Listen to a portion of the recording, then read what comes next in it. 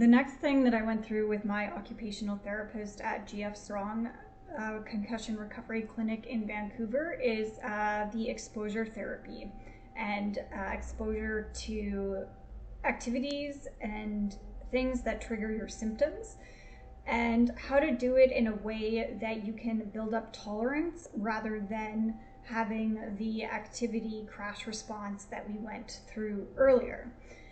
And basically what you want to do is you want to be triggering symptoms, because triggering symptoms is part of your recovery. If you are triggering them too much so that you're feeling really shitty at the end of the day, or you're having a hangover the next day, then you're doing too much. But if you're avoiding everything entirely and not triggering your symptoms, it means that you're not doing enough. So symptoms actually are not a bad thing. Having symptoms does not mean that your brain is getting damaged more. It's actually part of your concussion recovery. And so when you're having symptoms, it means one of two things. It can mean that you're having symptoms that's within that therapeutic zone, where you're triggering your symptoms, you're able to cope and participate in what's going on. It's not too distracting, but it is actually conditioning you to get better, and this is part of the exposure therapy. The second thing that it could mean is that you are over-triggering. And I will do another video series on how to walk that fine line a little bit more, but for the purposes of this, you want to be triggering your symptoms, but not too much where you feel hungover or sick the next day. And as per this diagram here, if you escape or avoid all activities that trigger your symptoms, you will actually increase your sensitivity and decrease your tolerance, which will lead to increased symptoms in the long run. Sensitization and avoiding restricting triggering activities leads to increased sensitivity and reduced tolerance. But basically you want to trigger your symptoms in a mild but prolonged exposure manner, as on the right side here, to decrease your sensitivity and increase your tolerance to reduce your symptoms over the long run.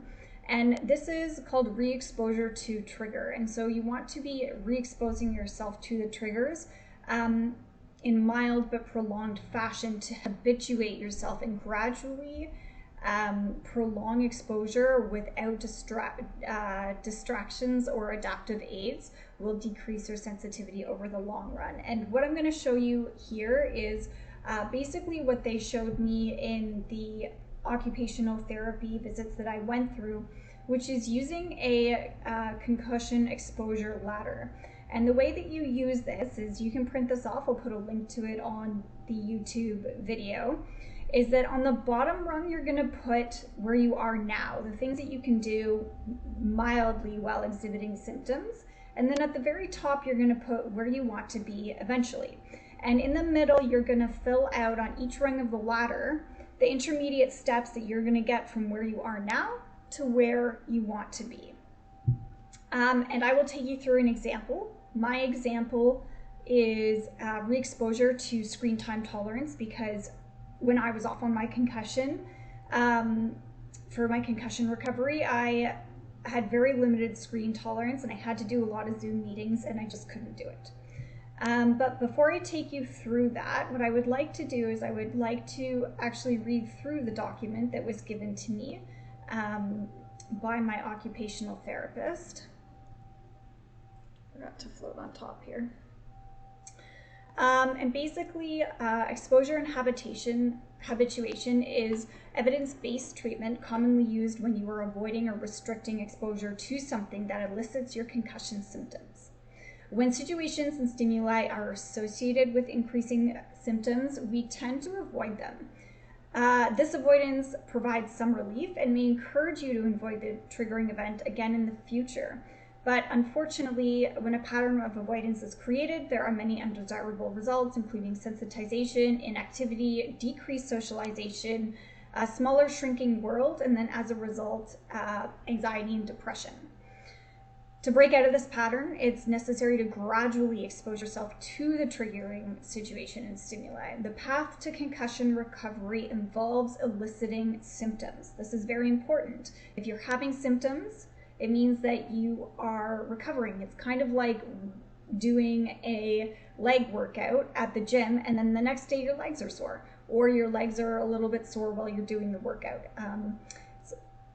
Exposure therapy. It does not damage your brain to elicit the symptoms of a concussion. Again, exhibiting symptoms does not re-damage or mean your brain is being damaged. It means that you are recovering, and you want to not overdo it so you can work within that therapeutic zone that you are comfortable without feeling hungover or incapacitated for the rest of the day after the activity is finished. So we're going to show you how to do that using the subjective units of distress.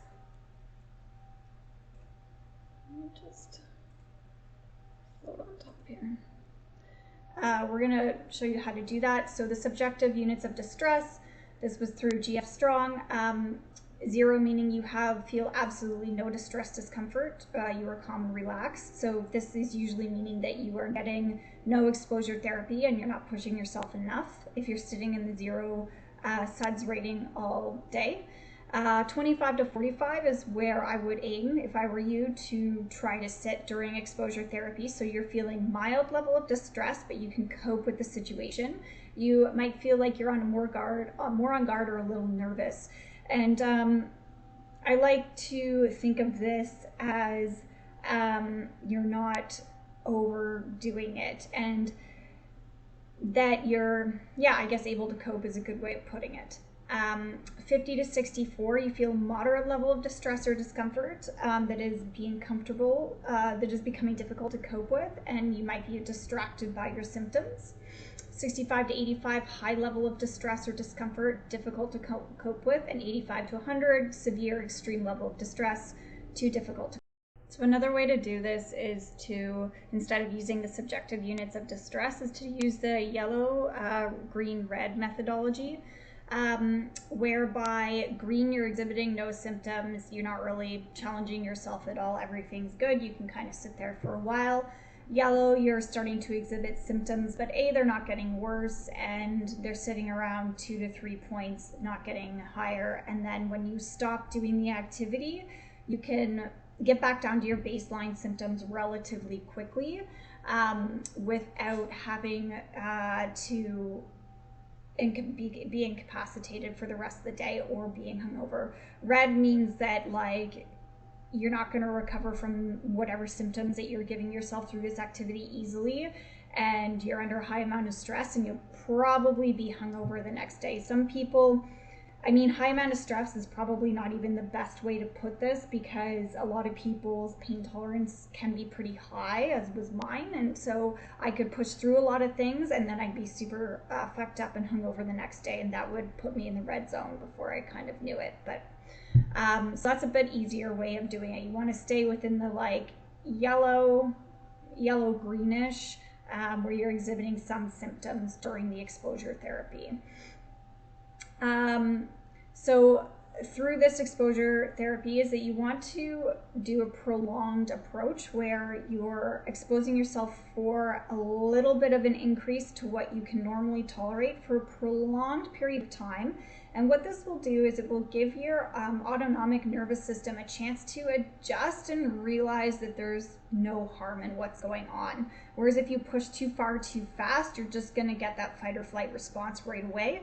And then you're going to keep being sensitized or resensitize yourself to it, to what you're being exposed to. And then you also want to repeat it. So those of you who are familiar with physiotherapy, you have to do it a lot of times. This is something that I aim to do at least 3 times a week.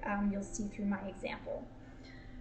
So in the example that I'm going to take you through, my example was that I had trouble with Zoom meetings. So what I could do fairly easily while exhibiting mild symptoms was a non-stressful, non-technical Zoom meeting, 15 minutes in length, with one-on-one with a teammate, shooting the shit, or having a family Zoom conversation. But really what I wanted to get to is I wanted to get back to doing my job, which was stressful Zoom meetings, possibly with technical discussions, up to 1 hour in length with up to 10 people. And so this is the ladder that I put together to get up to a 1 hour length Zoom meeting, which would pretty much fuck me up. I shouldn't say that, excuse my bad language. Would make me pretty fucked up if I did a stressful technical Zoom meeting 1 hour in length with 10 people or more. I would be incapacitated for the rest of the day, and I'd wake up hungover the next day. And yeah, I would just, the pattern would keep repeating itself. So here's what you do, is you basically start with something that you can do. Do that for 3 times a week for 1 week, and then move up to the next step on the ladder, which for me was a 30-minute length Zoom meeting with teammates, family or friends. And then the next step was increasing to 20 minutes one-on-one with somebody. The next step was increasing the number of people at 20 minutes. So you can see how the increments here are quite small. And the next one was up to 30 minutes. Again, these runs represent weeks. So I would do 3 30-minute length conversations with 5 people 3 times a week at a minimum. And then the next week I would progress up to the next step, which was 45 minutes in length up to 10 people. If at any point I became into the red zone, where I was incapacitated for the rest of the day, couldn't do the rest of my daily functions that I needed to do, like daily activities that I needed to do, or was hungover the next day, it's a good idea to repeat the previous run for another week. Okay, so if you get into the red zone, you've gone too far or too fast, it's totally okay to repeat for 1 or 2 weeks. The next one was 1 hour in length, up to 10 people. Again, these are non-stressful Zoom meetings. So these would be, examples of this would be like conferences or presentations or workshops where I was attending and giving input, but not necessarily being the lead on it, or it being a stressful conversation at work. And then I moved to stressful conversations on the next run, but then decrease the time right back down to 20 minutes, okay? Don't go from 1 hour length non-stressful to 1 hour stressful. 20 minutes in length up to 5 people, 30 minutes in length up to 5 people, moderately stressful. 45 minutes, 5 people, and then I would start taking 5-minute off-camera breaks. You can do this. The off-camera breaks is a good idea. You can do this even earlier in your plan. Non-technical, 45 minutes in length, up to 10 people. Yeah, I should have mentioned the previous ones were non-stressful but more technical. And then 1 hour finally, and then finally basically combining the two, slightly stressful and technical, so problem solving meetings at a higher senior level, up to 1 hour in length and up to 10 people. And by the time you get up to here, you should be exhibiting basically fairly little symptoms, or the same level of symptoms that you were exhibiting at the first run on the ladder.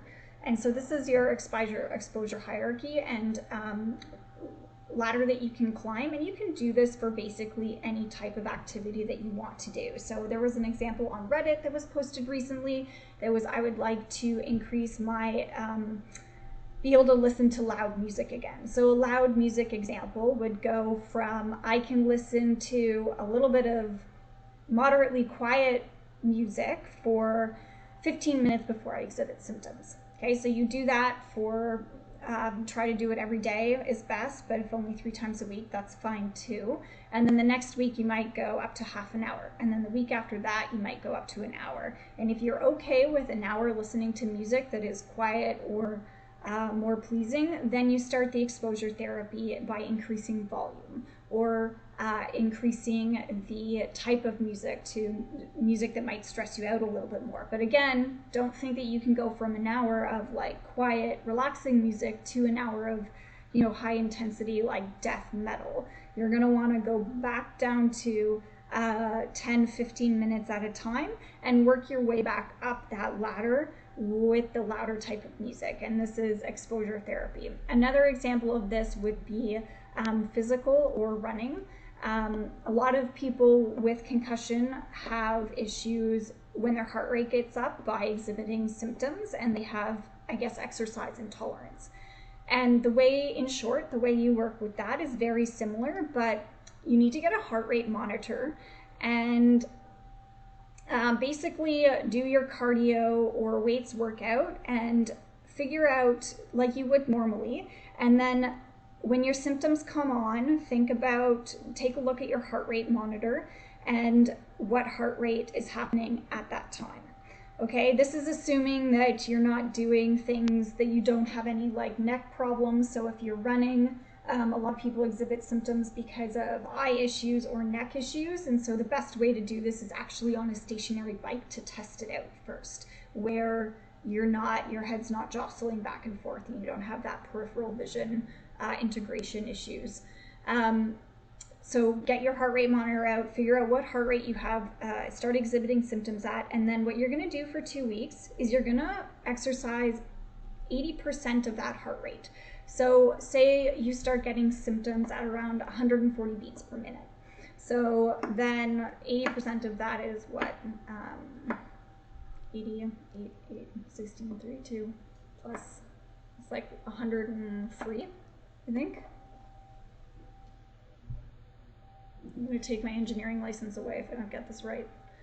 Anyway, you're going to exercise at 80% of that heart rate limit for 2 weeks, 3 times a week at minimum, half hour, 3 times a week for 2 weeks at that 80% heart rate level. Then after that, you're going to retest. And so you're gonna just give her and you're going to test at what level your symptoms happen, at what heart rate level.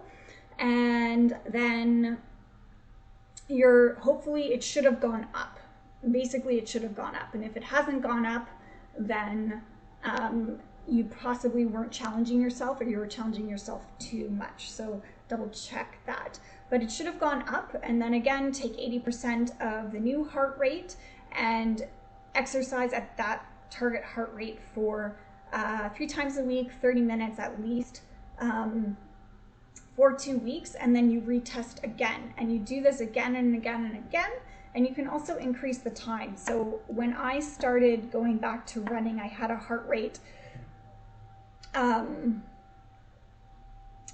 target, but I also had a number of minutes target. So I couldn't run for very long without getting symptoms, and I wasn't really sure if it was due to heart rate, or I wasn't sure if it was due to running on difficult trails. And so I limited myself to 20 minutes to start, and then I would run at 20 minutes 3 times a week, and then the next week I would increase by 5 minutes. So over a series of 2 months, I went from 20 minutes to like an hour and 20 minutes, and I was able to get up to an hour and 20 minutes running at fairly significant heart rate without symptoms. So basically this methodology of the test, come back, work for a week or 2 at that lower level, and then push up again and test again, or move up the next rung on the ladder, is what you have to do for everything in concussion recovery.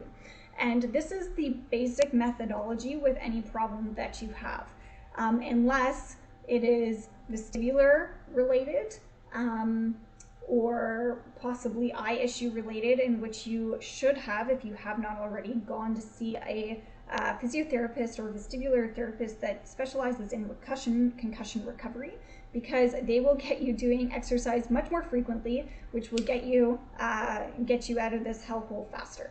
Anyway, I hope that helps, and yeah, hope you enjoy.